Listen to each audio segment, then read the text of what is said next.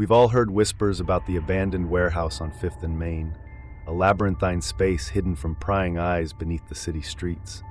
Rumors speak of a clandestine gathering where individuals bearing an uncanny resemblance converge under cover of darkness, drawn by some unseen force to participate in a mystifying spectacle, one that blurs lines between self and echo and defies comprehension. She stepped off the worn staircase, her heels clicking against the cold concrete floor. The dimly lit entrance hall was thick with the scent of stale air and disinfectant. Flickering fluorescent lights overhead cast an eerie glow over the rows of steel pipes and rusty ductwork. To her left, 4 figures stood gathered near the registration desk, each clad in matching black attire adorned with silver pins bearing a single stylized letter, KLJM. Their eyes fixed intently on a lone figure emerging from the shadows behind them. This newcomer wore no identifier, but her gaze drew attention to the fine tremble in her fingers as she reached for a name tag. "Welcome to the Reflection Tournament," a voice announced, low and smooth without enthusiasm. "You will compete alongside your..." The individual broke off, focusing instead on distributing small, intricately carved wooden boxes emblazoned with a motif resembling 2 facing mirrors. Each box bore a number, 001, 002, 03, corresponding to the contestants. The woman hesitated, hand hovering above the box labeled 004, before finally claiming it. Inside, a precise replica of herself stared back, hair color, style, facial structure, all indistinguishable from the original. The contestant felt a familiar thrill course through her veins as she gazed upon this duplicate self, now frozen forever within the confines of the box. "Your partner," the speaker continued, oblivious to the brief pause, "will join you shortly." As if summoned, another set of faces appeared beside the originals. They exchanged hesitant smiles, then regarded themselves once more, hands tracing lines drawn across imaginary faces like topographical maps. It started there. Tiny inconsistencies, a faint bruise on one cheekbone not present elsewhere, subtle variations in posture when viewed side by side. Round 1 begins shortly. She lifted her gaze from the mirror, eyes drifting toward the door as footsteps echoed down the hallway. Her husband stood framed in the doorway, an expression she couldn't quite decipher etched on his face. "What?" he asked, voice low but urgent. "They're coming," Isles whispered back, fingers tightening on the counter edge. "I can see it." Her husband raised an eyebrow. "See what?" The words caught in her throat. She tried again.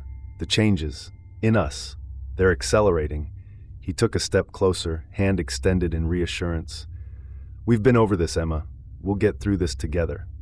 But she didn't meet his touch. Fingers spread wide, palms facing inward, as if expecting something to seep into them, fill their cracks. Bile crept up the back of her tongue. "We should have left," she muttered, voice barely audible above the hum of the air conditioner.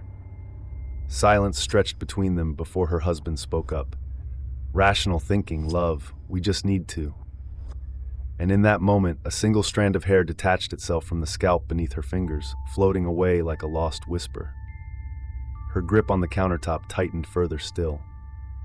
Word by word, no matter how desperately she wanted to believe him, the impossibility of holding on to anything was spreading its dark wings, ready to devour all reason. She let go of the countertop, her hands dropping to her sides like dead weights. Her gaze remained fixed on the doorway, the space behind her husband shrinking until only his chest seemed substantial. "Get out," she said, voice cracking around the edges. His hand withdrew, palm brushing against hers briefly before retreating. The sound of his withdrawal hung in the air. "What are you talking about? What do they want with us?" His tone had shifted, becoming almost pleading. She blinked twice, vision blurring. Focus snapped back when she saw it, a fine tremor running along his jawline, like frost creeping across morning grass. "I don't know." Whisper soft enough to be mistaken for breath. A new phrase formed on her lips, words clawing towards release, but stopped mid-birth by another burst of footsteps echoing down the hallway.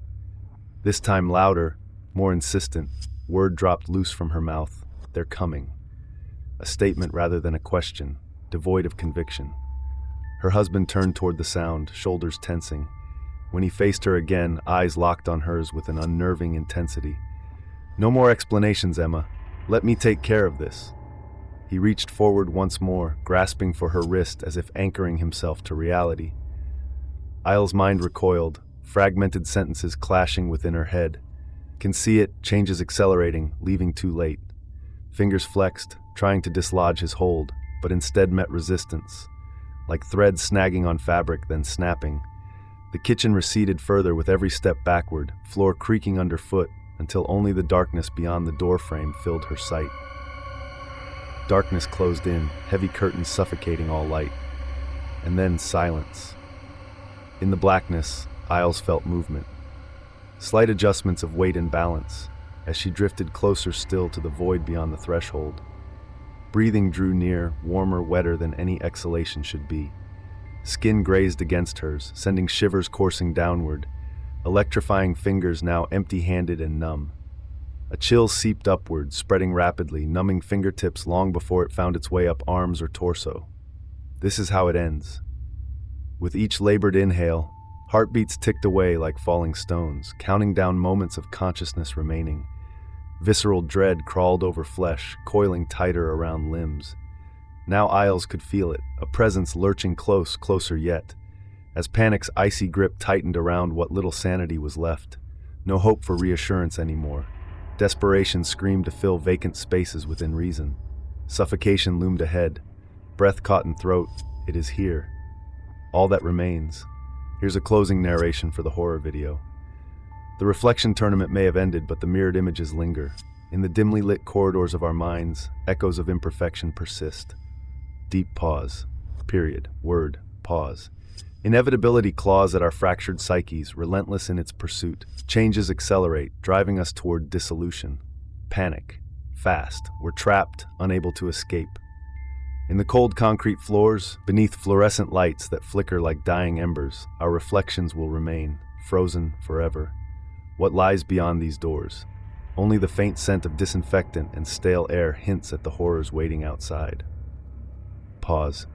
It's not about winning or losing. It's just the relentless march toward oblivion. We fade into nothingness, consumed by the dark wings of impossibility.